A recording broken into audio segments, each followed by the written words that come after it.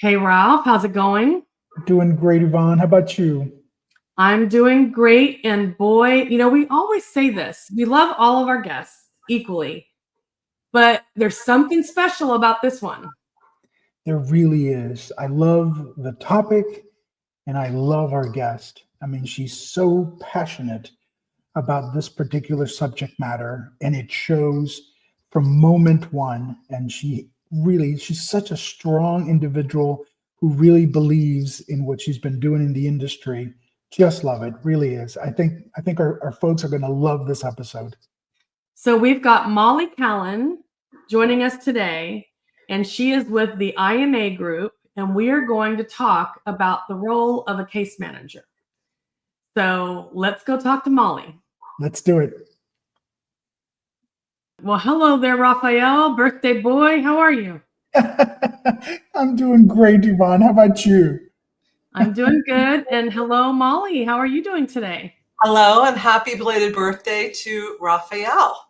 Thank you, Mollie. It will be really belated by the time this airs, but that's okay. We like to celebrate. Well, we're getting younger, not older, so it's going the opposite. The Benjamin Button is what I'm going for. That's right. Okay.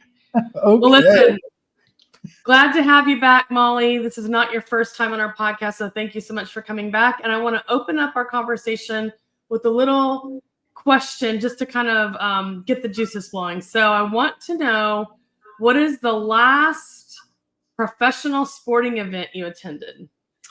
Wow. Well, first of all, thanks for having me again. I think the last time I was on was like during COVID. So things in the world have changed, and in my world have changed quite a bit. So thanks for having me.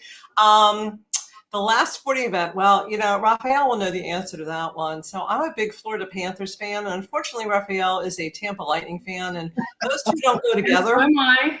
Oh, that's true, Yvonne. Well, I always forget, but Rafi always kind of like throws in my face. So much as I love you both, I hate your team. They suck. They're horrible.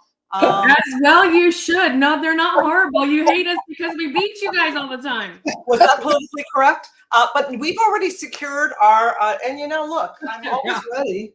Champion. Always ready. We've already secured our berth for the playoffs. I don't know about you guys. We did as well. Yeah. That's the last thing. And it was really fun. They did a paint the ice event where they have the season ticket holders come on to the ice and you can paint whatever you want.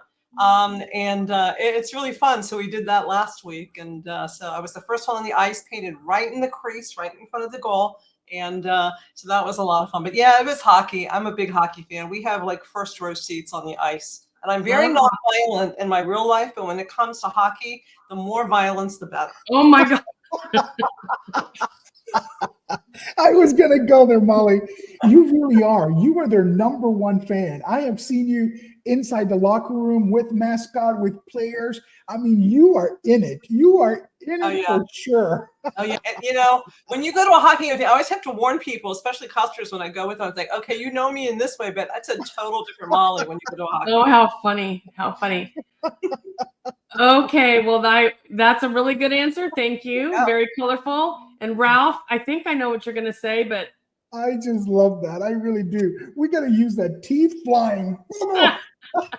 Yeah, the dentists love hockey players because that keeps them in business, right? Of course they do. All right, guys, we're 5 minutes in and we're still talking about our opening question. So, Ralph, what is your last sporting event that you went to? For my birthday, Lisa surprised me with tickets to the Miami Open. Oh my gosh, amazing tennis. Just incredible talent, and really enjoyed it. We watched both men and women matches, and they were just terrific. Just incredible. Well, good. Well, I will keep mine short and sweet, but yeah, the last professional sporting event I went to was a Lightning hockey game. So. But I go after your mascot. I love mascots. So no matter where I am, I chase down the mascots. I think they have my name on record because they all kind of start to get a little nervous and run away when they see me. I wonder why.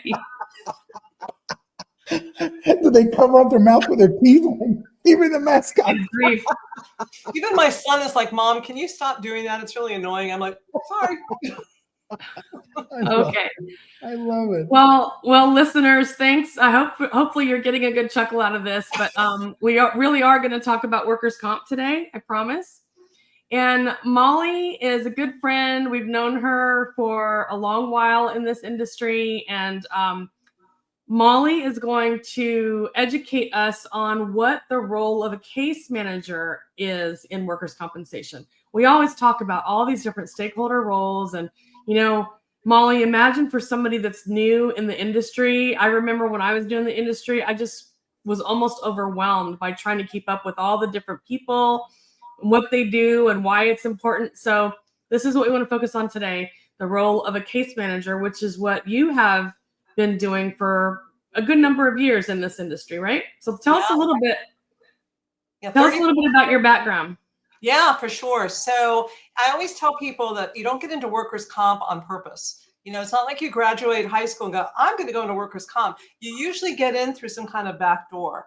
And my back door was I was in counseling, I was in teaching, and I answered an ad in the paper from Intracor, which was the first company that even started case management. They were owned by Cigna, and they've since been absorbed into Genix. And I didn't really understand what that job was, but I answered the ad, and that was the beginning of the career for me. I worked as a case manager in Intracor in Ohio for 4 years. I was with Corvell for 12 years in South Florida and Genix for 1 year. And nobody really knows what case managers are and do. And that really is a shame. And I talk a lot about this because I do a lot of mentoring in our field, talking about how to retain case managers in our field, talent in our field, how to attract talent in our field. We do a really poor job in nursing schools and risk management programs about talking about what case managers do. To this day, people think that I'm an attorney. They think I'm a pharmaceutical rep. They have no idea of what we really do. So it's my pleasure to kind of break it down because you've got all these different stakeholders. And while we're talking about confusion, who is the most confused but the injured worker?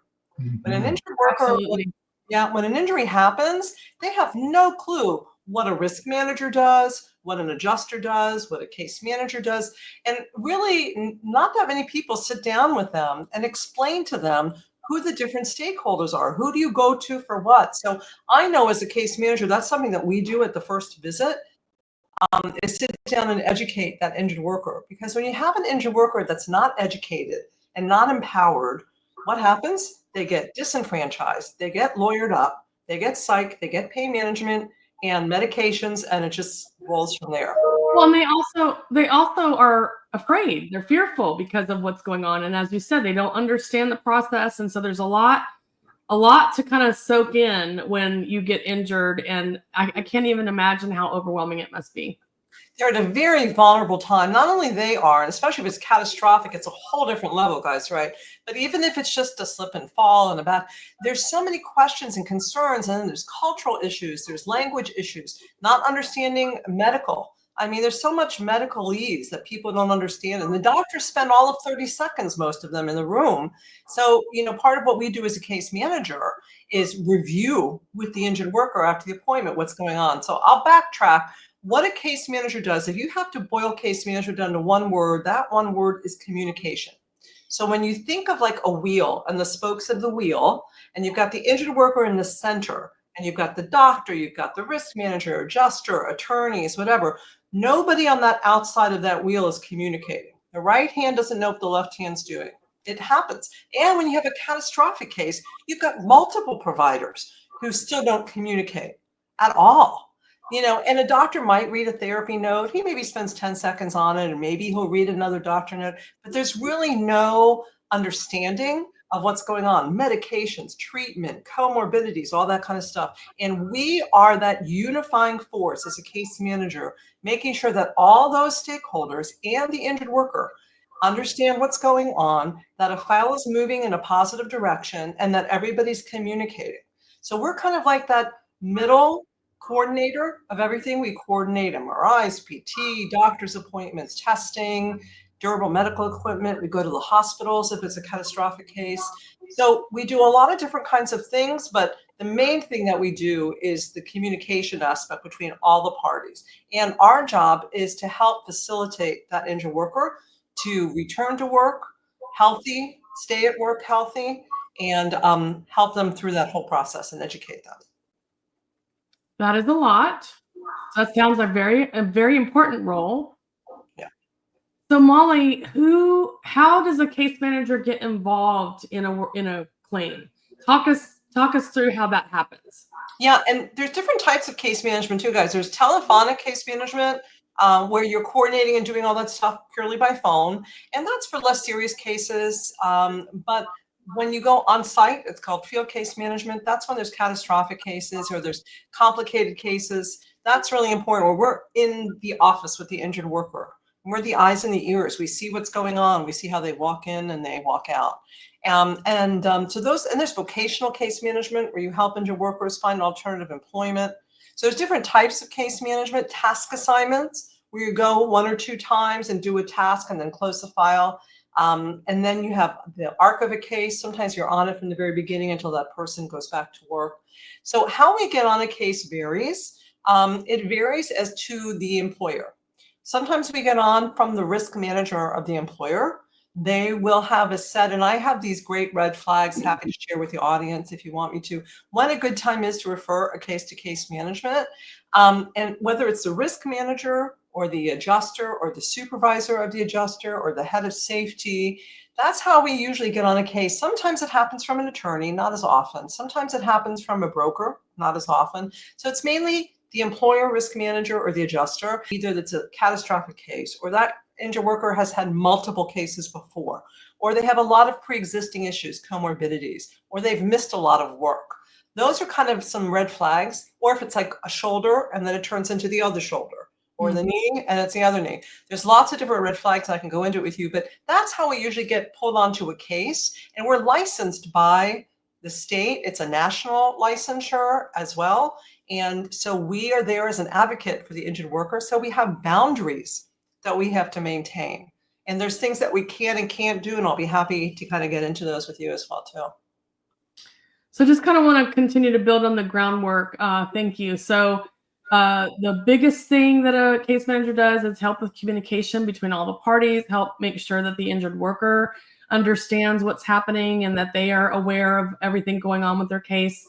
I think you might have touched on it, but let's talk about medical treatment oversight. How does a case manager get involved? And just so people understand, if they're new to the industry and they're getting involved and they're hearing, oh, the case manager, XYZ, whatever, so that they understand why they're involved in that particular claim and how they get involved. Yeah, great question. So case managers can get involved and do lots of different interesting things in addition to field case management and telephonic. We could do something called file reviews, where you've got a case and as the adjuster or the risk manager, you're like, something's going on here. This case is not moving in a clear direction. What do we need to do? Sometimes a case manager can review the medicals and make some recommendations based on those medicals about decisions about what to do. We're big believers about round tabling. I really feel that we've lost the art of phone calling in our industry. We're very email oriented. And I think sometimes it's really good to get all the stakeholders on a 5 or 10-minute call, especially when there's a case that's not moving forward, just to discuss it. Because also you've got to be careful what you put in writing, right? Everything's discoverable. If it's not legal now, it has the potential of going legal later. So that's why it's important to round table. Also, case managers can do things called life care plans, where they have high-risk cases. Usually they're severely catastrophic cases where they're trying to cost out for the adjuster and the employer that cost of that case down the road, years down the road, and it helps them make a decision with regards to reserves and settlement. So those are things that we can do as well too. But it really has to do with when you pull the trigger. And what we find so much in our industry is that they wait too long to pull the trigger. We do studies at the IMA group where I work about lag time. Lag time is from the date someone's hurt to when it gets referred to case management. It's telephonic or field, doesn't matter. And we have some customers, like we see 300, 400 days from the date of injury. And it's really hard to help direct a case that's already been going around for a year or so. I always encourage people to put a case manager on, and not every case needs a case manager, but if you suspect there's issues or red flags that I talked about, put a case manager on initially as a task assignment, get them set up with good providers, because that's something important too. Your adjuster or attorney might be advising you to use a doctor who was good a year ago, but we all know doctors flip on a dime. I call it, they go to the dark side, just like Star Wars, right? Oh, wow. And my idea is they get beat up in a depot. and they get beat up in a depot. You want a doctor who's central, right? You don't want a doctor who's going to be too far right or too far left. If it's mine, tell me it's mine, but give me clear medical documentation to back it up. So get case management on early. You can always pull us off and maybe put us back on later, but get us early, especially when you're in remote areas, especially when you're dealing with hard to find specialties, like dental, neuropsych. The harder to find specialties don't really understand the concept of workers' compensation and getting someone back to their baseline. So those are the specialties that tend to overtreat. And that's part of our job as a case manager, is try to contain a claim, make sure the injured worker gets a good care, but you don't want things to bleed out unnecessarily. So that's important. Good. And then one last thing before I turn it over to Ralph, I want to make sure I get all my questions in, because he usually goes down the rabbit hole and it takes me a while to get him back in. The last thing I want you to talk about is return to work. So you said that case managers advocate for the injured worker. A big part of that is making sure that the injured employee has options for return to work. Talk to us about how a case manager is involved in that process.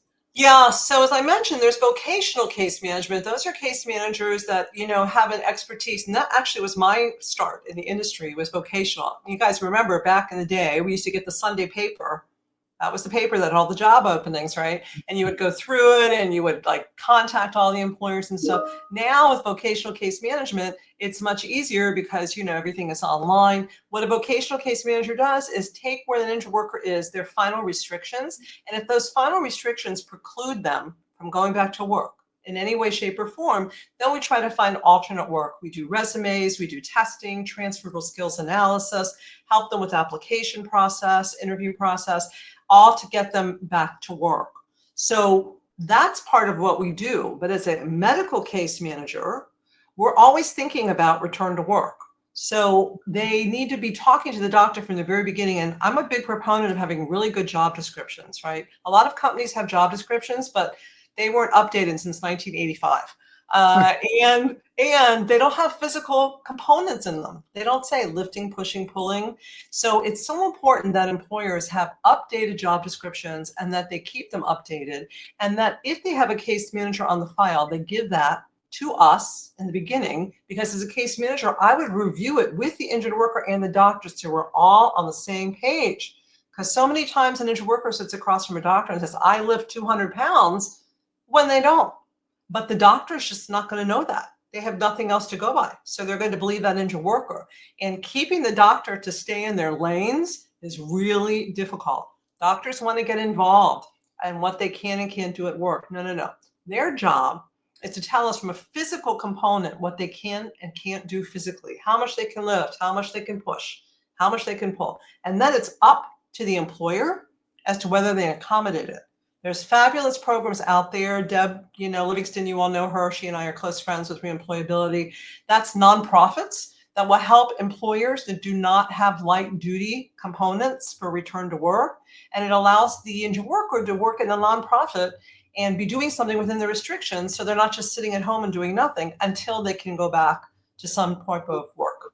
So we're always looking at the return to work as an issue as a case manager. Thank you. I just mentioned that I was out in San Diego recently and talking to an employer about reemployability. So I have to thank you for the reminder. I need to make sure and email that connection. Okay, Ralph.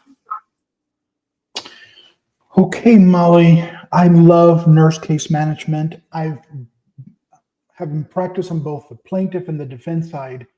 What I've learned over the years is that on the plaintiff side, on the employee, injured worker, attorney side, they are apprehensive about nurse case management. Sometimes they feel as if because you've maybe been brought on by the employer or carrier or the risk manager, that you are behaving in such a manner that you are protecting them and not necessarily the injured worker. Talk to us a little bit about that to assure and appease everybody out there who's a plaintiff attorney, who's an injured worker advocate, that your job is really to take care of that injured worker.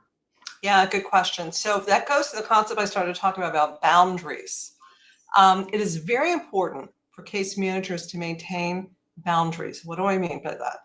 When you're dealing with a catastrophic injury, you become very close to that injured worker and their families. And if it's not catastrophic, you become close, you develop a relationship. There's got to be trust there. And it starts and it takes time to develop it. So you develop relationships. But as a case manager, you have to always be aware of what your boundary is, what you can and can't do. You can't get emotionally involved. You can't transport injured workers. You can go to their homes, but only if you're doing a home assessment. I had a case manager once, a tornado was coming. She wanted to invite the injured worker to her home. She meant well, but you just don't do that. I had another case manager write in a report that an injured worker was cute. And I'm like, okay, you're going to spend 3 hours in a depot on the word cute. And her answer was, well, he was, Molly. Well, I'm like, that's great, but you don't put that in writing. So again, you've got to be aware of what you're writing. It has to stay objective, and you have to be aware of boundaries. So now I'm going to circle back to what you said. Plaintiff attorneys, they respect case managers who maintain their boundaries, just like doctors that we talked about, right? Too far to the right, too far to the left, you want center, right? You need to stay objective as a case manager. And even though we are brought on lots of times on a case, like you said, from the employer or the risk manager, we are licensed, national license, to be objective. And a good case management company is always looking for that in all the emails and the reports in the QA department to make sure that case manager is staying objective. You're never going to have a perfect scenario. There's some states like New York, for example, that a lot of doctors are in the pockets of a lot of these plaintiff attorneys. It happens everywhere. And they all talk. Case managers get reputations as well, too. Sometimes if you tend to be kind of an aggressive case manager, the attorneys will know you. And from the get-go, they'll tell you, I don't want you talking to my injured worker. But that's an opening to have a discussion. When a plaintiff attorney comes back to you, and we have to always request in writing, I always say my case managers do it in writing, authorization to work with their client, they come back and say no, I would take an extra step and say, can we have a quick call? Let's have a call, because I want to discuss with you what's behind that no. And sometimes that no was a firm no, and there was no way of getting around it. Other times, that attorney had to talk to me and understand my background, my knowledge, and where I was going to make them feel better. Sometimes the attorneys will say, you're fine as long as you copy me on everything that you do, or if you invite me, to the conferences. Different states, have different laws. But, I think if you do the right thing, you're respected for that. And plaintiff attorneys will know that. And again, sometimes you'll get a no, and it's a hard no, and there's no way around it. And in some states like Florida, even if the plaintiff attorney says no, you can still, conference with the doctors and get medicals and work behind the scenes and do what you need to. In other states, you're done, like New York. So it's state dependent.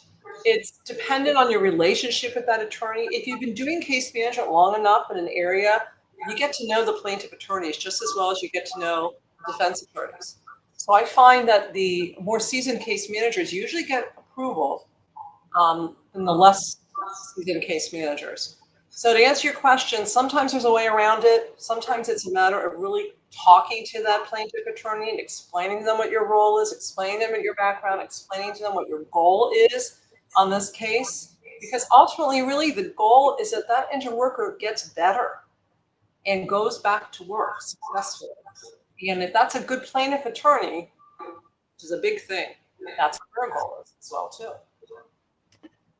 Mollie, is there within our industry, are there employers, carriers that are large enough that have internal case management to themselves, right? That they're employees of the company itself? Is that true? Absolutely. And that's one of the biggest competitors that we see in our industry right now is a lot of companies are hiring internal case managers. A lot of insurance companies are hiring internal case managers. But you have to really do your research. Are those case managers full-time employees by the insurance company? Or is that insurance company using different companies and white labeling their work? And what does that mean, the white labeling? Well, they're just kind of divvying it out to company A, B, or C, leaving it up to that company, taking that information, putting it on their letterhead and upcharging. So you've got to be careful. Buyer beware of that too, of being charged more, for these insurance companies to make profit. And then the most important thing, Ralph, and that was the thing I was most scared of, because I'm a type A case manager. I like to be in control of what's going on. They can take your product and change it. Once you hand them your documentation, your report, your recommendations, they can make changes. And that's our license that's on the line, right? We're all licensed. We have ethics and we have license, and that's a big concern. And I know a lot of people do that. I never did it. I was always too nervous. I want to stand behind the work that I do and make sure that I maintain my license. It took me years to get it. I don't want to lose it. So they are in companies now, but funny enough, even though they are in some insurance companies, we still get referrals because the risk managers will come to us and say, well, I've tried cases with my internal company's case managers and they're not that great. I'm not getting feedback. I'm not getting communication. I'm not getting anywhere. So I'm going to go outside and use you.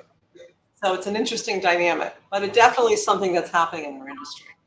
Yeah, I've noticed that here recently in the last, 5-10 years, a movement towards that, where it almost seems self-defeating, right? You want the independent nurse case manager away from everybody to really come in and analyze and really look at things from a fresh perspective. Yeah, and that's important. That's that objectivity that we talked about, right? If you get an independent case manager, they're not working, they're not paid by that insurance company. I mean, yeah, sometimes our bills are paid, but we are a separate entity. We're not embedded into that insurance company. So I want to hit the pause button on this because I was gonna say we're going way down that rabbit hole that I think is too deep for the beginner level. But let's bring it back to talk about why is that piece important? Why is objectivity so important? And what would be wrong with having, so that I think that would be a good conversation to have, because again, we're trying to educate folks that are newer to the industry and helping them understand how the case management role works and how it interacts with all the other stakeholders. So why is that objectivity so important, Mollie? Yeah, I mean, because as a case manager, you're kind of taking a fresh look, a 360 as to what's going on. And we have a different training than an adjuster or a risk manager, right? Adjusters have different training. As a case manager, a lot of us are nurses, or even if you're not a nurse like myself, you have to go through certain certifications like CRC, Certified Rehab Counselor, CVE, Certified Vocational Exam, all different types of credentials that you have to have. And in order to take those credentials, you have experience, right, to work with injured workers and work in different kinds of settings, because case managers could be embedded in hospitals, they could be in mental health clinics and all different places. We're like, privatized case management. So I think what's important is that objectivity. We are coming into this looking purely from a medical standpoint. We're looking at return to work as well, but we're focusing on the medical. Whereas the other stakeholders are looking at other kinds of things. They're looking at the adjusters looking at their reserves. They're looking at the total cost of, and then looking at costs of DMEs and all that kind of stuff. Your risk manager, it depends. Some of your risk managers take it off their desk and they say, I'm not worried about it. I'm letting my adjuster run the show. But your really good risk managers are doing oversight on what's going on with your adjusters. And adjusters have huge caseloads, guys, too. We all know that. And they say there's dedicated adjusters. Sometimes that's true and sometimes that's not. So we are there as that additional layer of oversight, that objectivity that's focusing solely really on that medical and making sure that injured worker is educated and empowered and understands what's going on, that they are a part of their program, their rehab program. It's not just all these people doing things for them, that they have an active role that they have to take as well. And it's true that this is not for all cases. This is not, case managers don't necessarily work on all work comp claims. These are for the more complex and, as you mentioned, catastrophic cases. So that's the other reason I think it's important to have that objectivity, because they're complex from the get-go. Yeah, and like I said, there's all these different kinds of red flags, lots of different surgeries. If you've got an injured worker that's had a lot of medical issues, a lot of prior injuries, not showing up to physical therapy, not showing up to the doctor's appointments, not showing up to work, going to the ER all the time. There's all these kinds of red flags. And when you're an adjuster and when you're a risk manager, what can you really do? You can write letters, you can make phone calls, but that's the beauty of field case management. We're physically there. We're there. We can see when the doctor turns somebody, does them saying, bend over, let me see what your range of motion is. And if the doctor's rolling his eyes, That's huge information. You're never going to get that in a report. That's not going to be in a phone call. We see that. So as a good case manager, after we come home, we call the risk manager and the adjuster and let them know. And we could pull the doctor aside. Hey, doctor, what do you think's going on? Or does this person really need to see a pain management doctor? Can we try injections first or PT? So it's giving alternatives. And by having that relationship with the doctor, with the physical therapist, with occupational therapists, all those people, you can get a lot further. It's like anything in life. It's all about relationships, right? We know the office managers of the doctor's offices. Can I tell you real quick a funny story? I remember when I first started, I went for 10 minutes and complained to a doctor about the office manager. She's horrible. She doesn't return my phone calls. She's horrible, horrible. And he let me go for like 10 minutes. Well, 3 guesses who the office manager was. His wife. Open mouth, insert foot. And as a new case manager, that's how you learn. So, it's really important that you be respectful to all parties all the time, including the injured worker. You want to treat injured workers the way that you want to be treated. There's no reason why an injured worker should wait 2 weeks for an MRI. You wouldn't want to wait that long for an MRI. Right. Ralph, is there another legal angle you'd like to go down a path and ask a question to Mollie? We do need to think about closing the loop, like wrapping it up. Yes, please. May I please? So, Mollie, of course, every employer and carrier has its own set of, medical providers, its own medical program, and I guess as a nurse case manager, you've got to live within the bounds of that. It's not as if you can just come in and say, look, best ortho in town is that guy over there or that gal over there, go to him or her. You're bound by, of course, the restrictions that are set up on whatever medical program you come into. Talk to us about that, because sometimes that's a big challenge for you, where you might know a better provider, but you may not be able to recommend it because you're bound by the program that's in front of you. Yeah, I mean, that's very true. In certain states, you have panels that you have to use, certain panels that you have to use. In other states, there's select doctors. Then you have geographic challenges as well, too. We all live in Florida. We know that when you go up to the Panhandle, it's like Cowboy City. There's like nobody around, and the doctors kind of do whatever the heck they want. We have case managers in Hawaii. It's bad in certain regions of the country, and especially if you have somebody who's in a really like off the charts kind of place, you don't have a lot of selection. As a case manager, you can offer alternatives sometimes, Ralph. Sometimes you can say, and usually that it's within 50 miles. Like if we have someone in the Keys that gets injured, we will always recommend to the insurance company and the risk manager to ship them up to Kendall, or South Miami. As long as it's within that 50-mile, you're usually pretty good. It is difficult at times. You're right. Sometimes you are stuck. Especially too, like I said, if we get a case that's really happened like 200, 300 days already, you're stuck with these providers. And in some states, you can only make changes maybe once per specialty. You can get an IME or QME, or that's like a kind of like a second opinion to try to get that person away from the doctor. That's why I said it's so important to get case management on early, to steer them toward the better doctor so you don't have that problem down the road. But even if you are limited, as a case manager, there's definitely kinds of different alternatives and things that you can offer. I always say it's kind of like in your Mary Poppins bag, how she pulls all this stuff out of the bag, hey, is it time to do a functional capacities evaluation, which is a test that a therapist does to determine what they can and can't do with work. Is it time to get that independent medical examination, that second opinion? Is it time to get surveillance on a case? We can't get involved in surveillance. We cannot talk about it really. We can't, transport, tapes or anything like that. But we can, on the phone, recommend that to somebody. Hey, I wonder what Johnny's doing, after hours if we suspect it. So there's lots of different kinds of ways around it. But yes, it's hard, but it's harder the longer that it's passed until we get the case. If we get it earlier, we can work within those boundaries a little bit easier, but it is challenging. And, talking to other case managers in the area is really helpful, peer-to-peer. Unfortunately, we've lost a lot of that since COVID. People are all dispersed and nobody's working from offices and stuff. I know that with adjusters, it's happened a lot too.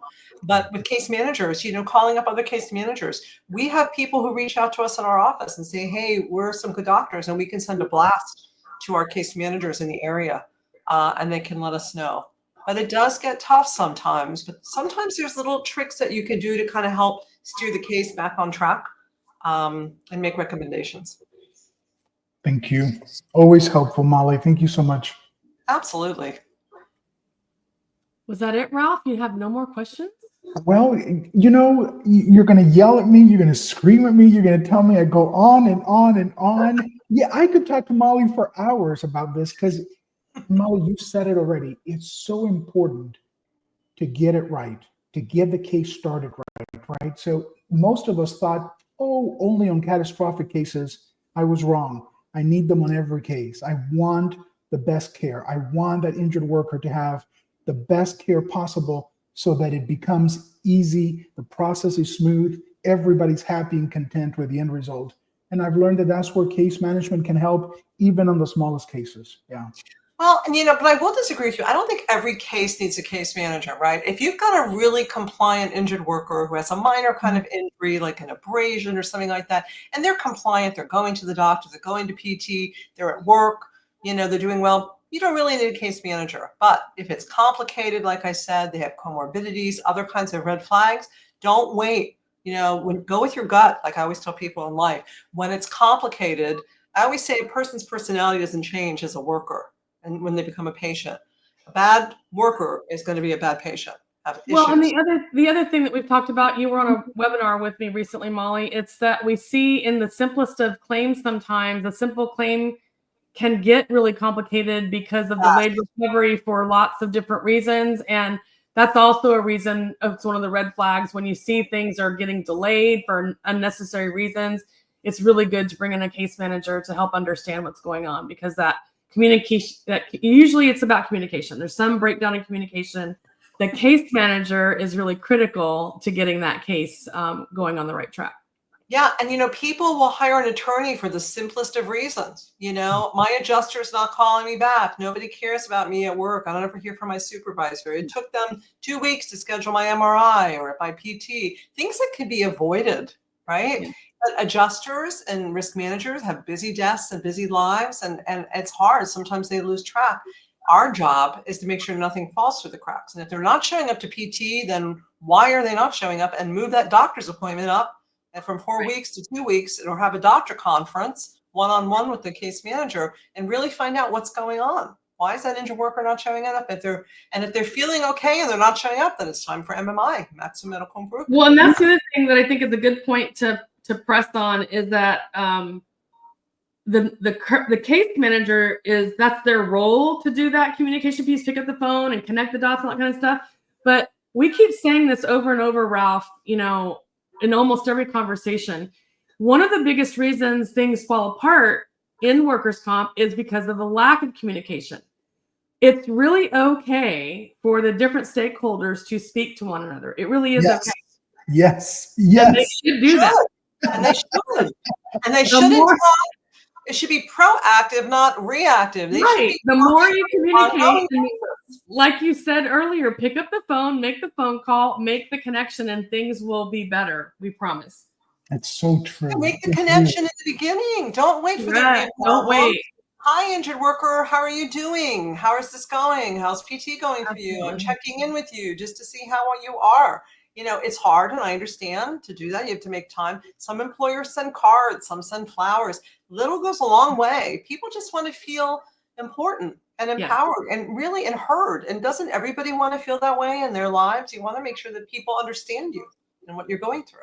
Absolutely. So we are going to have to wrap it up. Molly, it's always a pleasure. For the record, I do not yell or scream at Ralph. As much as he likes to have people believe that is true. Ladies and gentlemen, all of you who have seen it for yourself, please write us, email us, make sure. I have boundaries. I'm staying out of it. But I do want to, Molly, quick moment before we part ways. I do want to get kind of personal for a minute. We've known you, as we said, for a while, been a good friend, a good colleague, and you've been through some personal struggles over the past couple of years. So I want to give you an opportunity to talk about that a little bit. You're so brave, Molly. I know you took some time off, and now you're mentoring people. So chat a little bit about the personal journey you've had over the past year and a half, 2 years. Yeah, well, because of all these years of being a case manager, 30 plus years, I've learned how to advocate, for other people. And I use that for my family, for friends, and how to empower yourself and advocate yourself, navigating the workers' comp system or any medical system, right? So I was diagnosed with AML leukemia, acute myeloid leukemia in 2023, out of the blue, no symptoms, no nothing. And went through an extensive care. I went through a bone marrow transplant. It was really something.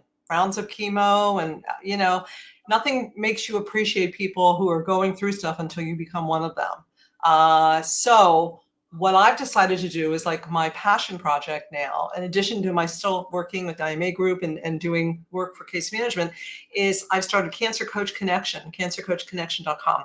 And what that is I'm writing a book. And it's not a memoir. Everybody writes memoirs about their journey through cancer. In fact, the working title is It's Not About Me, It's About You. This is more what I'm thinking of it as a guidebook, practical guidebook, how to prepare for the hospital, how to deal with non-supportive providers, how to get second opinions, how to, deal with caregivers, how to deal with your friends, when you're diagnosed. All these kind of common sense nuts and bolt things that nobody really talks about. Because I was in the hospital once and I had a horrible nurse and I told the charge nurse, please don't send her back in. And I said that to another patient on the floor and they're like, you can do that?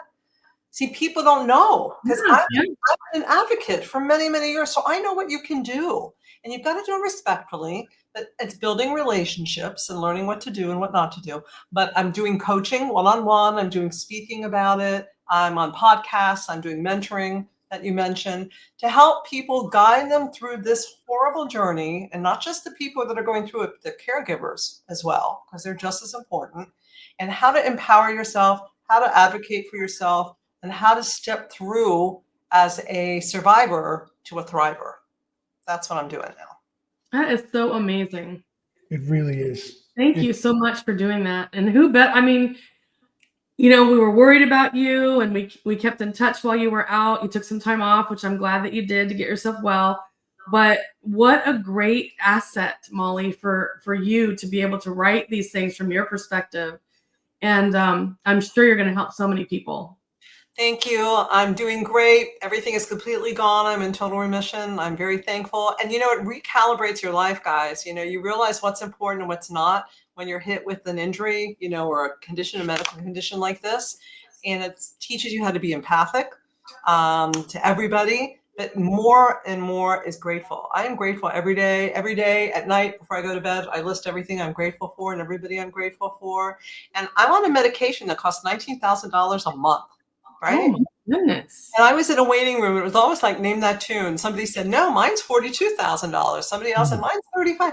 So think of it. If you don't have the wherewithal to assemble a village is support, emotional support, a significant other or friends to help you, financial background, insurance, all these things. I have yoga, Reiki, trainer, all this stuff. There are ways to do it without money. I mean, certainly it's harder, but there are ways. There's a lot of free programs, a lot of things out there. I have a bunch of resources also on my website.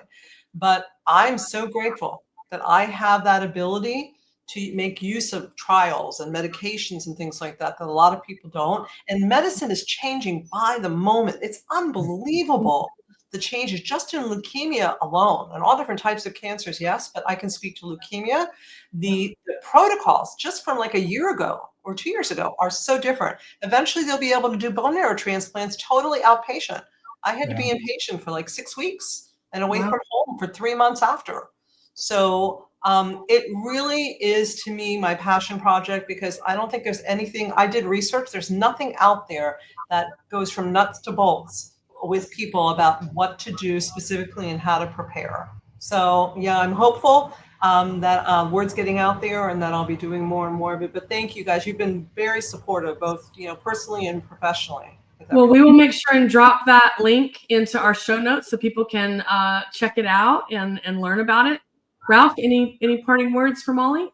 So meaningful, Mollie, so incredibly impactful. You're making people's lives better. So thank you. Thank you so much.